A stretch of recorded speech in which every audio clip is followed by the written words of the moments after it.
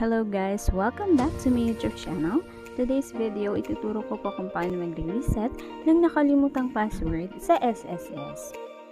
I hope natapusin niyo ang video na to para sa karagdagang kaalaman.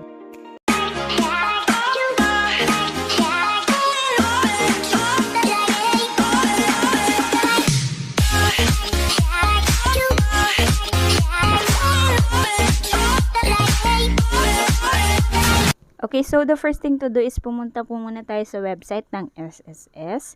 Tapos, i-click po natin yung member. And then, ito yung magre-reflect. I-click natin yung forgot user ID or password. Ayan. So, may dalawang way para ma-reset natin ang inyong password. Ito yung my registered email address.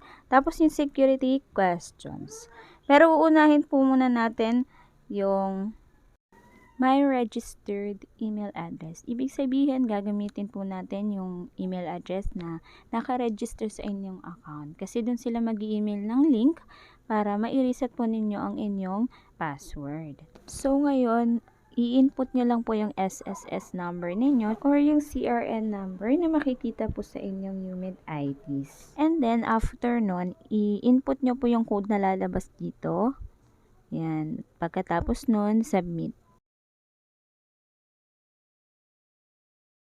So, after po fill upan, ito po yung message na lalabas. We have successfully sent to yung email address po ninyo. The link to reset your password, please check your email. So, i-check na natin yung email natin, yung inbox.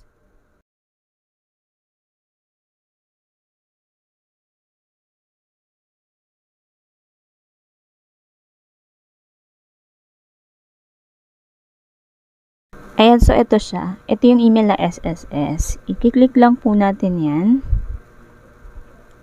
Okay, so basahin ng message. I-click natin yung blue na highlight dito. It's a hyperlink. Click here. Itong click here po.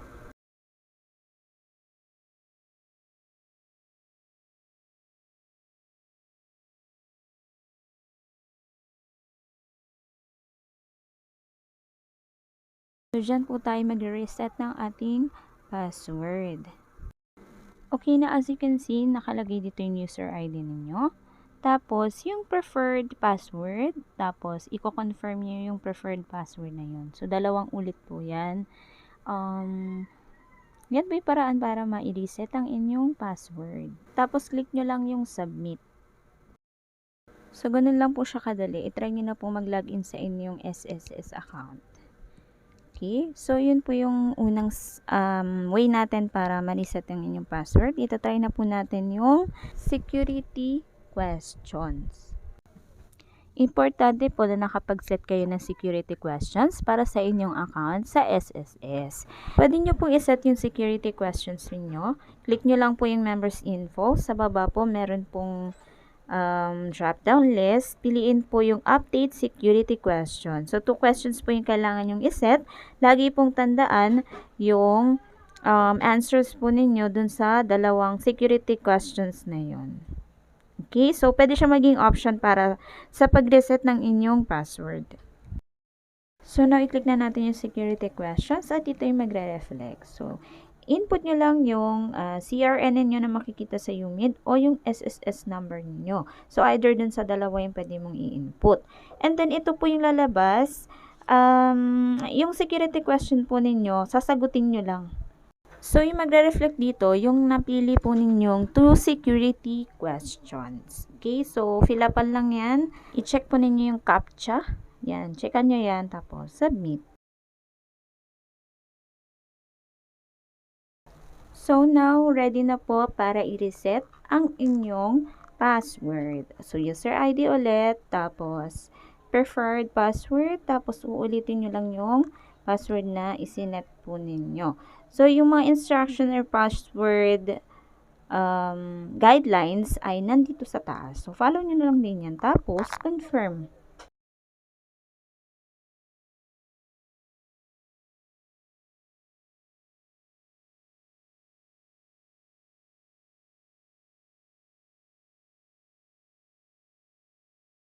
So, So, after ma-set ang inyong password, ito yung message na lalabas. This action will send the supplied information to SSS. Do you want to continue?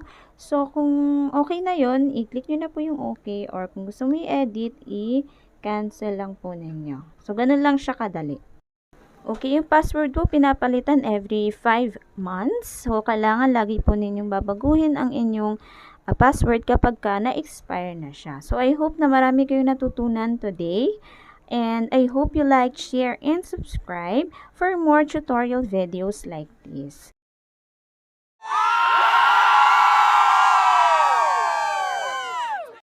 Okay.